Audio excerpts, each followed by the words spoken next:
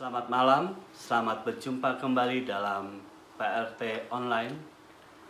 Mari kita bersyukur karena pada hari ini kita boleh bersama-sama di dalam persekutuan hari ini. Mari kita memuji Tuhan, biarlah bumi akan berlalu. Biar bumi akan berlalu, biar bulan tak bercahaya lagi, biar langit akan bergoncang, matahari kan bersinar lagi. Tetapi Tuhan Yesusku tak pernah ingkar janji, semua yang difirmankannya pasti akan digenapi. Biar bumi akan berlalu, biar bulan tak bercahaya lagi, biar langit akan bergoncang, matahari tak bersinar lagi.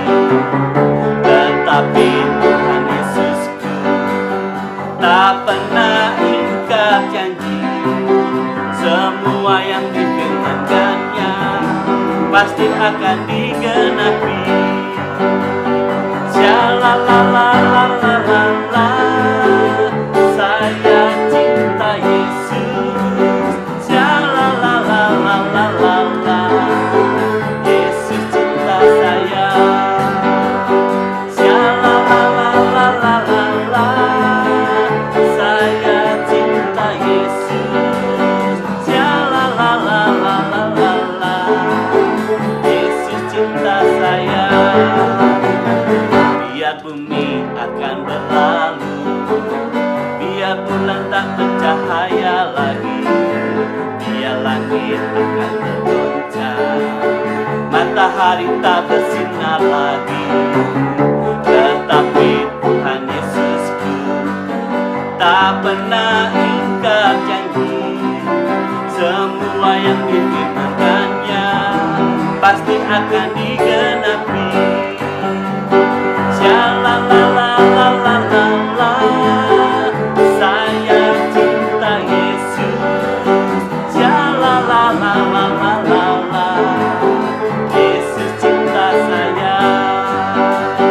Shalalalalalalalala, saya cinta Yesus. Shalalalalalalalala, Yesus cinta saya.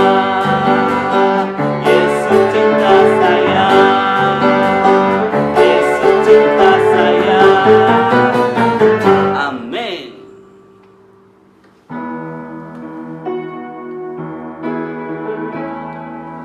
Sebelum memasuki firman Tuhan, mari kita memuji Tuhan kembali. Ku cari wajah-Mu.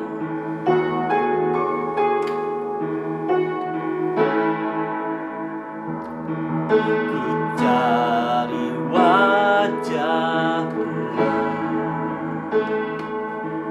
temukan kasih-Mu.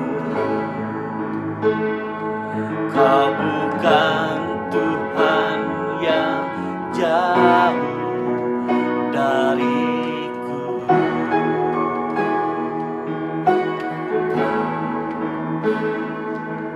Ku panggil nama-Mu, ku dengar jawab-Mu. Kau Tuhan yang selalu dengar seruan hatiku.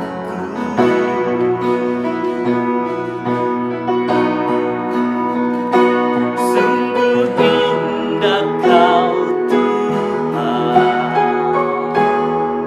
penuh kasih dan sayang. Kau tempat penghiburan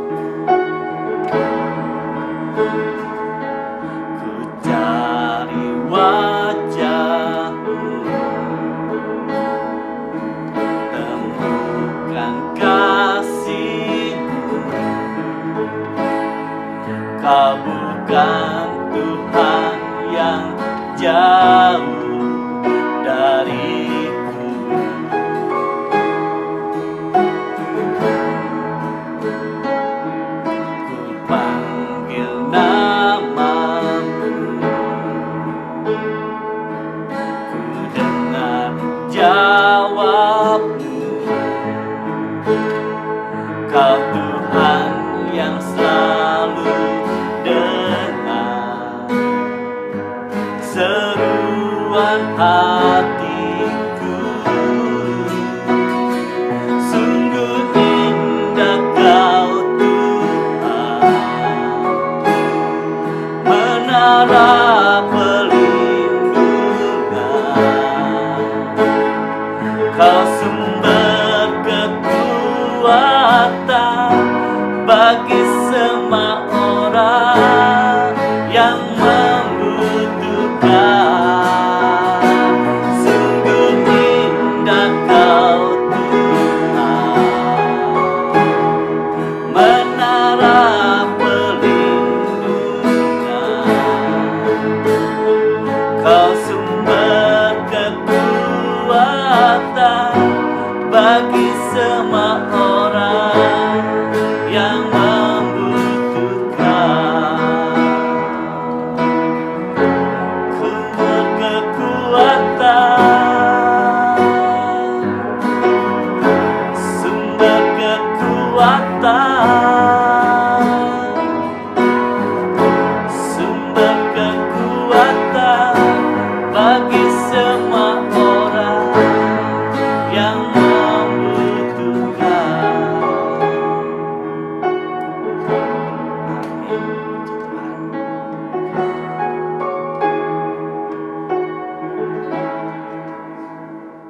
Saudara-saudaraku, hari ini kita akan belajar sebuah topik, yaitu di manakah Allah ketika manusia menderita. Penderitaan adalah sebuah realitas hidup. Itu sebabnya semua bayi yang lahir ke dunia ini menangis. Tapi orang-orang sekitarnya, ayahnya, ibunya, kakeknya, neneknya, semua tertawa. Saudara-saudara, teman-teman tertawa. Lucu ya, kadang-kadang diketawain malah ya. Oh, bayi menangis malah diketawain. Ya, mungil, lucu. Ya, kenapa? Kenapa bayi lahir ke dunia menangis? Seolah-olah dia tahu bahwa di dunia ini penuh dengan penderitaan, penuh dengan kesusahan. Ya. Dan orang-orang sekitarnya, ayah, ibu, kakek, nenek, teman-teman, saudara, famili semua tertawa, senang. Kenapa? Mungkin secara tidak sadar mengatakan, selamat datang ke dunia yang menderita. Ya, sekarang kita punya satu orang teman yang akan bersama-sama kita menderita di dunia ini. Ada pepatah mengatakan, ketika saudara lahir ke dunia, saudara menangis, tapi orang-orang tertawa. Hiduplah dengan bijaksana, supaya ketika saudara meninggal nanti, semua orang menangis, dan saudara tertawa, sebab saudara diterima oleh Tuhan di sorga. Bagus ya? Saya harap kita semua suatu hari meninggalkan dunia juga penuh dengan sukacita karena berpulang ke rumah Bapa. Dan orang-orang sekitar kita semuanya menangis sebab mereka merasa kehilangan. Mereka kehilangan seorang yang baik, yang benar, yang hidup bijaksana di muka bumi ini. Oh, mungkin saudara berkata hidup bijaksana itu tidak gampang ya di dunia ini. Karena di mana-mana sih sama saja. Ya. Di negara mana sama saja, khususnya ketika hari ini corona ada di mana-mana. Ibarat sebuah badai yang melanda seluruh pelosok bumi, kota, desa, Asia, Eropa, Amerika, semua, seluruh dunia, seantero bumi kita telah diserang oleh badai corona. Di mana-mana sama saja. Gak ada tempat yang aman, gak ada tempat yang bahagia, gak ada tempat yang sukacita. Tapi ingat saudara, kita masih bisa memilih untuk hidup bijaksana. Kita tidak bisa memilih waktu lahir ke dunia, orang tuanya siapa, ya, suku apa, lahir di mana, warna kulit apa. Kita gak bisa memilih itu. Banyak hal yang kita gak bisa pilih. Tapi untuk hidup bijaksana, hidup baik dan benar, kita bisa memilihnya. Nah, ketika kita memikirkan penderitaan di muka bumi ini, di mana-mana menderita, khususnya saat ini corona belum berlalu, mungkin sebagian besar orang bertanya, di manakah Allah? Ya, mungkin saudara juga bertanya, di mana Allah? Di mana Allah ketika kita menderita? Di mana Allah ketika dunia merana? Di mana Allah? Kalau dia maha kasih, Allah maha kasih, kenapa dia tidak menolong? Kalau Allah maha kuasa, kenapa dia tidak turun tangan? Apakah dia sudah tidak maha kasih, sehingga tidak peduli lagi, sudah bosan, sudah marah kepada manusia, meninggalkan manusia? Atau dia tidak berkuasa, tidak mampu menolong? Jadi dua hal ini seolah-olah konflik, ya. Maha kasih dan maha kuasa, dua sifat Allah ini seolah-olah konflik. Kalau dia kasih, kenapa dia gak menolong? Kalau dia berkuasa, kenapa dia gak mampu? Apakah dia gak mau atau gak mampu? Atau dua-duanya? Di manakah Allah ketika manusia menderita? Mungkin hari ini saudara bertanya juga, di mana Allah? Saudara sedang menderita, mungkin nggak kena corona, tapi penderitaan yang lain, kesusahan yang lain. Ya saudara bertanya, Allah di mana ketika saya menderita? Allah di mana ketika saya susah? Allah di mana waktu kita menghadapi kecelakaan, sakit penyakit, penderitaan, dan berbagai macam hal yang negatif di muka bumi ini. Nah, pada umumnya, saudara, ada beberapa golongan manusia yang meresponi hal atau pertanyaan seperti di atas tadi. Golongan pertama itu saya sebut dengan golongan ateis, golongan yang percaya bahwa Allah tidak ada. Mereka menyimpulkan, mengatakan, gak usah tanya Allah di mana, memang Allah gak ada. Ya. Gak ada Allah yang maha kuasa, gak ada Allah yang maha kasih. Jadi sebenarnya kita boleh hidup seenaknya kita, sembarangan, sesukanya kita. Belajar bersandar diri, belajar bersandar kepada pengetahuan, kepada kepintaran, kepada otak kita. Ya. Silakan, nggak ada Allah. Bayangkan yang barusan kita dengar di news, Gubernur New York mengatakan statistik corona itu, statistik penderita di sana sudah flat, bahkan sudah mulai menurun. Itu semua karena usaha kita, itu semua karena kerja keras kita, itu semua karena ilmu pengetahuan kita. Allah tidak membuat itu. Wow, dia benar-benar ateis, gak percaya Allah. Ya, dia golongan liberal yang sangat anti Tuhan. Ada yang mengatakan wabah corona adalah ujian dari Allah untuk manusia. Tapi orang ateis mengatakan no. Wabah corona adalah ujian terhadap Allah. Ya. Jadi dari orang-orang beragama mengatakan ujian Allah untuk manusia, tapi golongan ateis mengatakan ujian manusia untuk Allah. Sanggupkah Allah menolong? Sanggupkah Allah menghabiskan dan memusnahkan virus ini?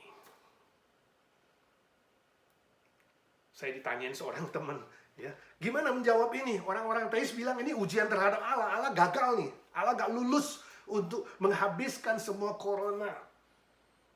Mereka bilang ini ujian terhadap Allah.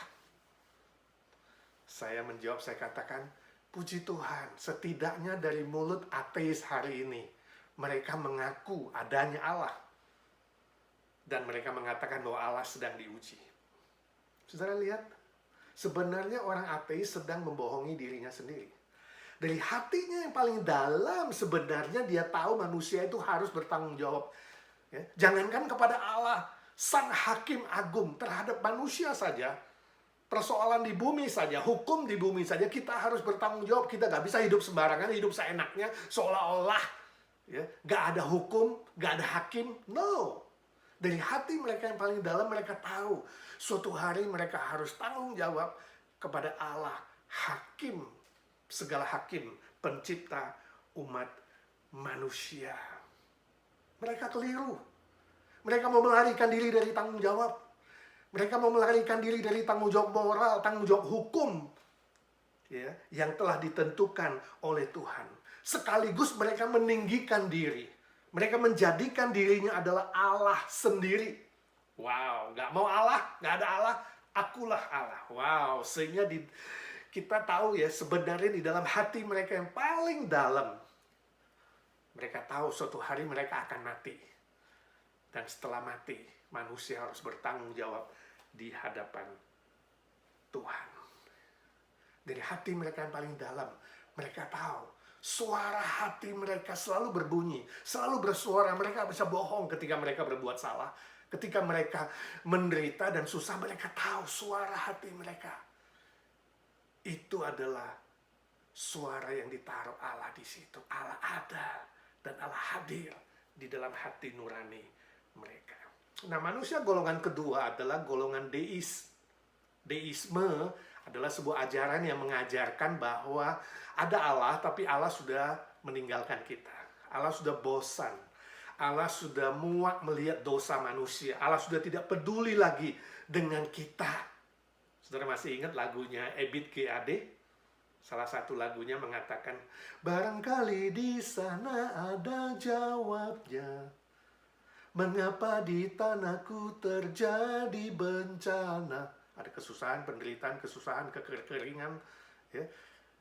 Ada anak petani yang orang tuanya mati. Dan sekarang ada corona. Di mana Allah? Mungkin Tuhan mulai bosan melihat tingkah kita yang selalu salah dan bangga dengan dosa-dosa. Jadi Allah sudah bosan sama kita. Allah sudah muak dengan kita. Allah sudah tidak peduli lagi dengan kita. Ya. Dan Ebit bilang, mana? Di mana-mana cari jawaban nggak ketemu. Ya. Barangkali di sana ada jawabnya. Bertanya kepada langit, bertanya kepada laut, akhirnya nggak ketemu jawaban. Dia bilang, mari kita bertanya pada rumput yang bergoyang. Tanya kepada rumput, rumput pun goyang-goyang. Mengatakan, no, I don't have answer. Saya nggak punya jawaban. Ya, Allah sudah tidak peduli lagi sama kita. Memang Allah itu Maha Kuasa, tapi kasihnya sudah luntur. Jadi Allah frustrasi, kecewa dengan manusia, lalu tidak mau tahu lagi dengan manusia, cuek dan tidak peduli lagi. Nah, saudaraku, ini pun konsep yang salah, konsep yang keliru. Karena golongan deis menyamakan manusia dengan Allah. Ya.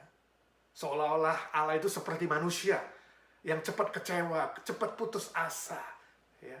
Dan kemudian mundur, tidak peduli lagi, tidak setia lagi kepada sifat-sifatnya yang maha kasih dan maha kuasa. Itu konsep yang tidak benar. Golongan ketiga saya sebut dengan golongan bijaksana, yaitu mereka yang yakin dan percaya bahwa Allah itu setia. Dia tidak berubah dalam sifat-sifatnya. Ya. Dia tidak seperti manusia yang mengasihi dengan syarat, yang mengasihi dan bisa berubah-ubah tergantung perasaan, tergantung orang yang dicintai, tergantung situasi, ya. Dan sering sekali demi kepentingan diri. Oh, bukan sedemikian. Allah tidak sedemikian. Sifat maha kasih dan maha kuasa dari Allah tidak berubah. Dia mampu menolong, dia selamanya mampu menolong manusia keluar dari penderitaan. Dia maha kasih, dia mau menolong tepat pada waktunya, dia pasti akan menolong sesuai dengan cinta kasihnya. Jadi orang yang bijaksana tidak menolak Allah. Orang yang bijaksana tidak menuduh Allah berbuat tidak adil, berbuat jahat. Orang bijaksana tidak meragukan cinta kasih Allah, tapi orang bijaksana menanti dan menunggu Allah. Menunggu kesempatan Allah yang paling tepat untuk menolong. Menunggu kedaulatan Allah. Ya. Menunggu karya Allah. Sesuai dengan kehendak Allah, kedaulatan Allah, dan waktu Allah. Permisi tanya, saudara termasuk golongan mana? Ateis, mungkin nggak langsung, tapi saudara meragukan kehadiran Allah. Deis, yang saudara meragukan bahwa Allah itu maha kasih dan peduli kepada manusia. Atau saudara golongan yang bijaksana. Nah, kita kembali kepada pertanyaan kita. Di manakah Allah ketika dunia sedang menderita? Di manakah Allah ketika Dunia sedang menderita, saya sedang menderita. Di manakah Allah? Saya ingin mengajak kita membaca firman Tuhan dalam Kisah Para Rasul pasal ke-9 ayat 1 sampai ke-5. Ya, saya membacakan untuk kita sekalian. Kisah Para Rasul pasal ke-9 ayat 1 sampai 5, demikian firman Tuhan. Sementara itu berkobar-kobar hati Saulus untuk mengancam dan membunuh murid-murid Tuhan. Ia menghadap imam besar dan meminta surat kuasa daripadanya untuk dibawa kepada majelis-majelis Yahudi di Damsyik, supaya jika ia menemukan laki-laki atau perempuan yang mengikuti jalan Tuhan, ia menangkap mereka dan membawa mereka ke Yerusalem. Dalam perjalanannya ke Damsyik, ketika ia sudah dekat kota itu, tiba-tiba cahaya memancar dari langit mengelilingi dia. Ayat 4, ia rebah ke tanah dan kedengaranlah olehnya suatu suara yang berkata kepadanya, Saulus, Saulus, mengapakah engkau menganiaya aku? Jawab Saulus, siapakah engkau Tuhan? Katanya, akulah Yesus yang kau aniaya itu. Nah, konteksnya saudara adalah bahwa Yesus sudah bangkit. Sebagian besar murid-murid Yesus mengikut Yesus, mengabarkan Injil, banyak orang ikut Yesus. Tetapi orang-orang Farisi, majelis agama Yahudi, dan orang-orang yang membenci Yesus, membenci pengikut Yesus, berusaha menangkap dan menganiaya. Termasuk Saulus, salah satu orang Farisi yang anti kepada Kristus, yang anti kepada para murid. Dia minta surat kuasa khusus untuk mengejar dan menangkap. Nah, kita baca tadi, firman Tuhan mengatakan ketika dalam perjalanan ke Damsyik, Damaskus, ada cahaya terang dari sorga menyinari dia. Dia terjatuh, dia buta, dia bisa melihat cahaya terlalu terang. Kemudian dia dengar suara, Saulus, Saulus, mengapa kau menganiaya aku? Oh, itu perkataan Tuhan. Dan Saulus mengatakan, siapa kamu Tuhan? Siapa kamu Tuhan? Akulah Yesus yang kau aniaya itu. Bayangkan.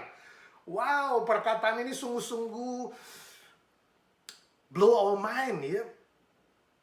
Seolah-olah ingin meledakkan pikiran kita. Yesus bilang, engkau menganiaya aku. Bilang Saulus, padahal Saulus menganiaya orang Kristen. Jadi Yesus menyamakan dirinya dengan pengikutnya. Yesus menyamakan dirinya dengan para muridnya. Ketika muridnya menderita, orang-orang pengikutnya menderita, Yesus ikut menderita. Ketika mengalami penganiayaan, Yesus ikut mengalami penganiayaan. Wow, hebat sekali. Hebat sekali. Luar biasa cinta kasih Tuhan. Allah yang menjelma menjadi manusia, dia Yesus Kristus, yang mati bagi kita, bangkit bagi kita, kemudian naik ke sorga, kembali ke rumah Bapa. Dia hidup, dia maha hadir. Dia masih ada di bumi ini, dia ada di mana-mana. Dia Allah yang maha hadir, bukan hanya maha kuasa dan maha kasih. Dia Allah yang maha hadir. Hadir di dalam seluruh suka duka kita. Setiap detik gak pernah meninggalkan kita. Ketika kita menderita, ketika kita dianiaya, ketika kita menghadapi badai corona dan kita bertanya, di manakah Allah? Yesus menjawab, aku di sana. Aku hadir bersamamu ketika engkau sakit. Aku hadir bersamamu ketika engkau bergumul. Aku hadir bersama mereka yang berduka cita, yang harus kehilangan kekasih. Aku hadir bersama mereka ketika menghadapi berbagai ancaman dan penderitaan. Wow, luar biasa, ya. Murid-murid mengalami itu. Abad pertama mereka juga takut, mereka bersembunyi, mereka lockdown. Tapi lockdownnya beda dengan kita. Kita bisa beli makanan, kita bisa keluar.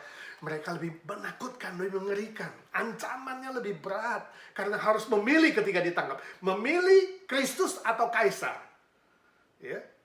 Kalau memilih Kristus, maka engkau dihukum mati.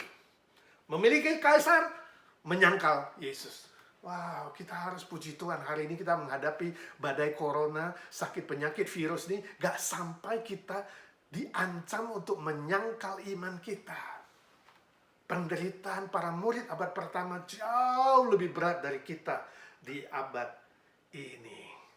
Dan Yesus menegaskan bahwa ketika para muridnya menderita, dia hadir di situ. Dia ada di situ. Puji Tuhan. Ini adalah jawaban yang sangat menghibur kita, sangat menguatkan kita. Ya. Benarkah Allah itu sudah bosan, benci, marah, dan meninggalkan kita, tidak peduli lagi seperti kata orang deis? No, itu konsep yang salah. Benarkah Allah tidak ada? No, dia maha hadir. Dia hidup. Ya, dia ada di mana-mana. Hadir dalam seluruh kesusahan dan penderitaan kita. Puji Tuhan. Puji Tuhan. Ya, kita bersyukur sebab itu. Setelah kejadian itu, Saulus sadar bahwa dia tidak ada apa-apanya. Bahwa dia manusia biasa saja. Dia sadar bahwa Yesus yang bangkit itu adalah Allah yang sejati. Dia bertobat, dia ganti namanya jadi Paulus. Dia menerima panggilan menjadi hamba Kristus. Seumur hidup mempersembahkan dirinya. Melayani Tuhan, melayani Injil Tuhan, mengabarkan Injil keselamatan. Bahkan ketika Paulus menderita penganiayaan ketika dia mengabarkan Injil. Harus masuk penjara. Di surat Filipi dia menuliskan, aku dapat menanggung segala perkara. Segala penderitaan kesusahan. Sebab Kristus yang memberikan kekuatan kepadaku. Luar biasa. Dia tahu ketika dia di penjara, Yesus hadir di situ, menemani dia dan beri dia kekuatan untuk menanggung semua yang harus ditanggung. Itu sebabnya saudaraku yang kekasih, tidak ada penderitaan apapun, termasuk penderitaan corona, termasuk wabah penyakit, termasuk apapun yang saudara alami. Masalah kerjaan, masalah teman hidup, masalah keluarga, masalah sekolah, masalah ekonomi. Apapun yang saudara alami, sakit penyakit, wabah yang belum berlalu, apapun yang kita alami, saudara, tidak bisa dibandingkan dengan penderitaan yang dialami oleh Yesus Kristus. Gak usah khawatir. Penderitaan yang kita akan alami tidak akan melampaui kekuatan yang Tuhan berikan sehingga kita bisa menanggungnya. Dan Yesus mau menanggung bersama-sama dengan kita orang-orang yang sudah diselamatkan menjadi anak-anaknya, murid-muridnya. Jadi saudaraku, bagi kita orang percaya, bagi kita orang Kristen yang harus menderita, bagi kita orang Kristen yang harus menderita, Yesus hadir dalam penderitaan kita. Yesus menanggung derita itu bersama-sama dengan kita. Ya, semua sakit penyakit, kesusahan, bahkan kematian, ya, hingga nanti menuju ke sorga yang mulia. Yesus menyertai, Yesus hadir menemani.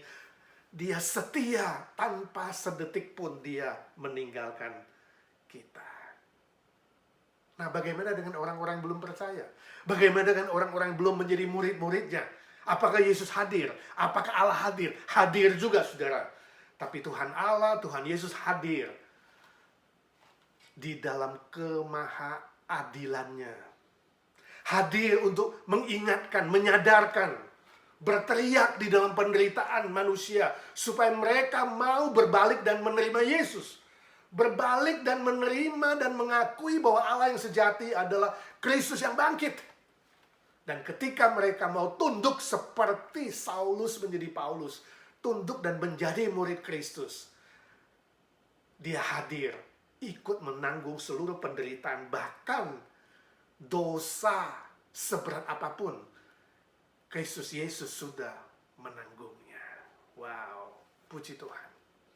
Ya, dia rindu, Tuhan kita rindu supaya para ateis itu mengakui eksistensi Allah. Kita harus berdoa untuk mereka. Supaya orang-orang ateis, orang-orang liberal mengakui eksistensi Allah. Mengakui bahwa Allah Maha Kuasa, Maha Adil. Dan menuntut tanggung jawab manusia sepenuhnya. Dan berdoa untuk para liberal yang menentang Allah dan firman-Nya. Supaya moral mereka yang bobrok boleh diubah menjadi baru. di dalam Tuhan Yesus. Saudara-saudaraku yang kekasih, jangan pernah kamu menjadi liberal atau ateis atau deis atau orang-orang yang melawan Allah. Allah hadir selalu menjadi hakim segala hakim, menjadi Allah yang maha adil, akan mengingatkanmu, menegur kamu, dan menyadarkan kamu sampai kamu tunduk rendah hati dan berbalik kepadanya. Puji Tuhan bagi saudara yang sudah percaya, perbaharui imanmu.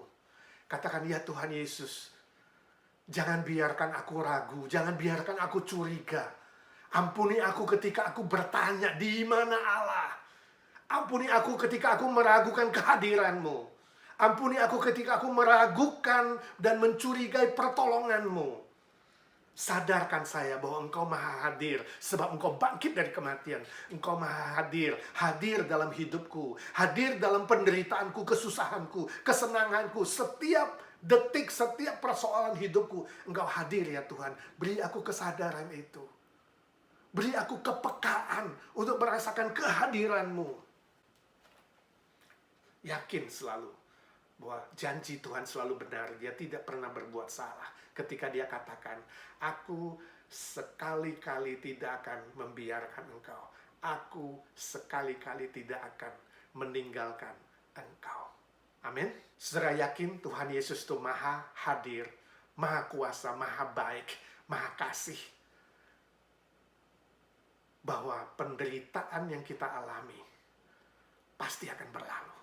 Penderitaan yang kita alami pasti kita bisa tanggung, sebab Dia menyertai, menguatkan, dan menolong. Amin. Yakin? Bagus. Setialah kepada Tuhan Yesus.